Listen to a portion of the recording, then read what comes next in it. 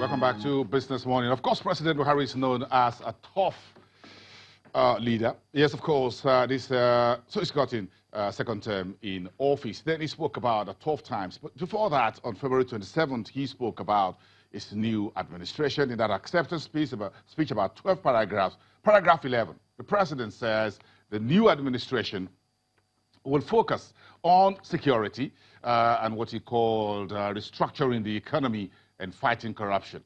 He says the foundation has been laid and his administration is committed to seeing matters to the end. Then a few days ago, on Friday, he talked about the tough times that lies ahead. He says, my last lap of 4 years, I think, is going to be tough. People are very forgetful. And that's why during the campaign, I spoke about our cardinal agenda. So that tough times there has been taken to the streets on social media and in the news over the last couple of days. So we thought about bringing that book to your attention if you missed it. It was first published in 1983 by Professor Robert Schuller. Tough times never last, but tough people do. And that book, perhaps that's what the president is reading at this time. If it is not, then it's something I recommend that the president reads. And every one of us should read it, since the president says there'll be tough times. Now, how do we survive the next 4 years of the tough times of President Buhari's administration? Let's get this conversation up and running. We'll talk about the cabinet, the policies, and the actions that we expect, since the president says men of integrity will make his new cabinet. Paul Alaje is a senior economist. He's also a development economist at SPM. Our professional is live to us from our Abuja studios. And of course, still hanging in there for us on the Market Street is Adedayo Bakari, who is investment analyst at Afrinvest. Adedayo, thank you very much for being part of the program so far. Welcome. Paul Alaje from Abuja studios. Paul, good morning. It's good to get together for the first time since President Buhari's re-election. So let's start with what President Buhari calls new administration. Yes, in what context do you think the president used the word new administration?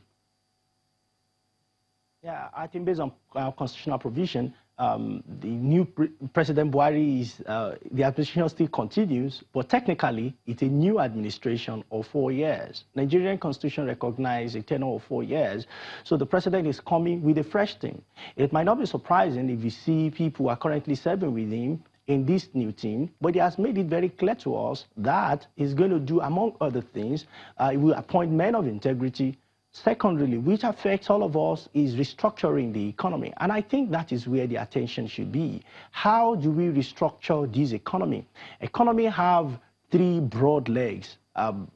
Talking about the monetary, talking about fiscal and trade, and you have 3 classifications. We'll talk about the primary, the secondary, and the tertiary. What we don't know now is if we are still going to focus purely on agriculture as a method of diversification, or we're going to transform our agricultural sector into the secondary sector where the jobs are, or we're going to capitalize on the gain based on the economic structure according to the Nigeria Bureau of Statistics. Apart from, when you look at the entire non-oil sector, service sector seems to take the lead. Are we going to capitalize on that, which is we have some percentage higher than agri sector? That I think in the coming days, the president and his team will make available to us as Nigerians. Yes, that's a good way to tee it off. But let's put that question. Let me put that question to Adedayo Bakari at the Stock Exchange, our studios there. Adedayo, what's your take on what the new administration, what's the thinking of the market about the new administration in terms of who should make the cabinet? What does the market want?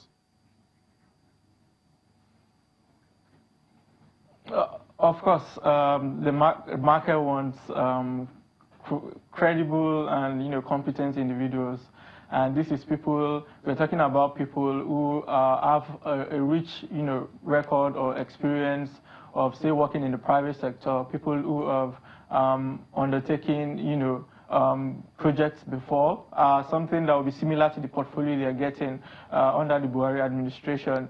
So, against, what we saw in 2015, where, there were delays, where it took about 6 months before the inauguration of a cabinet, markets are expecting that the government should hit the ground running this time around. So we want to see a cabinet as soon as possible, and not just, a cabinet. We want to see a cabinet with competent, individuals, people who have expertise and experience in the portfolio they are being given. I think with that, we should, be a bit more confident in institutions and be a bit, more optimistic about, growth under the Buhari economy in the second term. Okay, let me take that credible and competent team or cabinet to Paul Alaje in our Abuja studios. Paul, the president spoke about men of integrity will make up his new cabinet. But how do we ensure that these folks are not just men of integrity, but also men who are competent and credible and efficient? Yeah, 3 things that are very important: competence, capacity, and also integrity. I agree with the president talking about men of integrity. We might have them in limited supply these days, but to get men of capacity alongside with competence is where we must find the intersect in that set theory. For me, I believe that we demonstrated that in the going administration when we consider ease of doing business. Nigeria ease of doing business was one of the worst in the world, but the vice president set up a committee.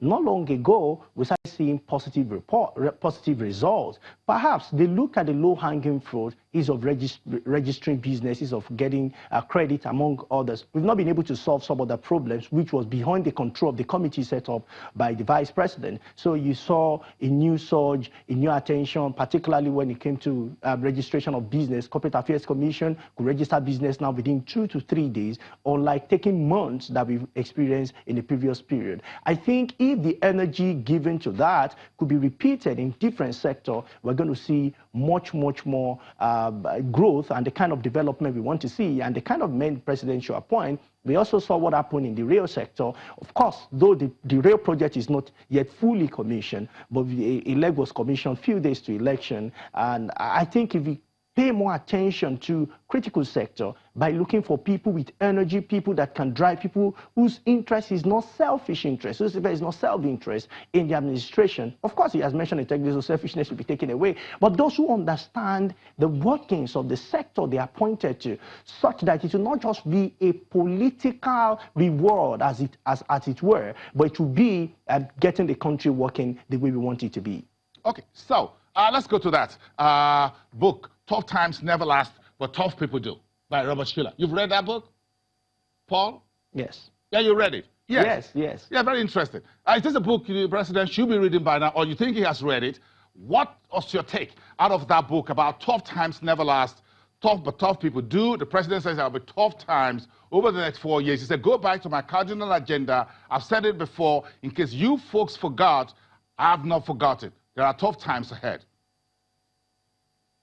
Yeah, I don't know if it's the same thing the president was referring to, but when you look at developed economies, you see different, you see economic cycle. You have the trough, you have the growth, you have the expansion, you have depression, as the case may be. Nigeria has gone through the phases. And if you look at GDP figures being released by Nigerian Bureau of Statistics, you see that on the first quarter of every year, since 2016 to the last one released, which is 2017, we only hope that we'll get 2019 coming soon. Nigeria has always been on -13 consistently, 2016, 2017, 2018, and the economy has grown itself back, with the highest happening in second quarter 2018 with over 9%, but we saw 7%. I'm talking of quarter-on-quarter comparison, not year-on-year comparison. But when you look at the book, you see that so many persons, those that have developed, particularly developed countries, they have weather issue, but people tax their brain to provide solution to the kind of country they live in. So for Nigerians, there might be some level of economic hardship, which might not necessarily be that government want to inflict pain on us,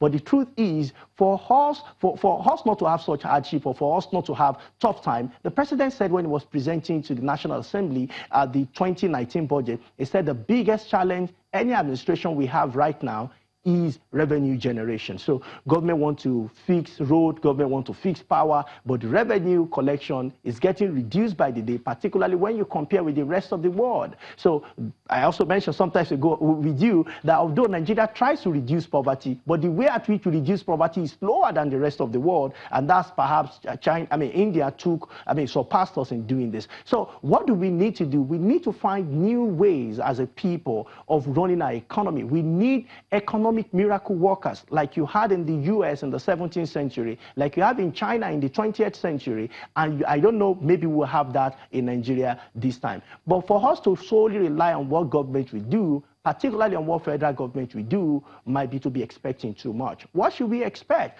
We need as a people to focus on ourselves. What can we achieve from the current administration? What can we do? Of course, one thing we know is that government is going to focus more on agriculture based on the foundation the president mentioned. So ANCO's borrower program will likely continue. Then you're still going to see a lot of program coming up. Then the Empower project may continue, etc., etc. So some of these programs that are in place, you're going to see pro-poor program that will try to reduce poverty among those that are really poor or extremely poor. Some of those programs will continue.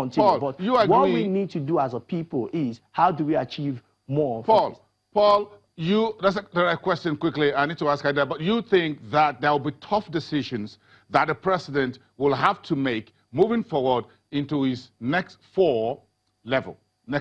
You think there will be tough decisions the president will have to make? These decisions will affect us, and as a people, we need to prepare for tough times ahead. Yes or no? Absolutely. There will be very, very tough decisions to be made. We are going to make decisions regarding revenue. We are going to make decisions regarding VAT. Do we want to increase VAT or we want to keep it the same? If you keep VAT the same, your revenue will still dwindle. If you increase VAT from 5 to 10%, you might have some more revenue for us to develop our country the way we want it to be. Those are tough decisions, and it's going to affect everyone. Beyond VAT, there are new policies government may need to work on that will lead to the development of Nigeria. Okay, so the president, Mr. President, we have the political will yes, to do it. So Mr. President was correct when he just gave us that hint that there will be tough times ahead. It wasn't like you think it's in line.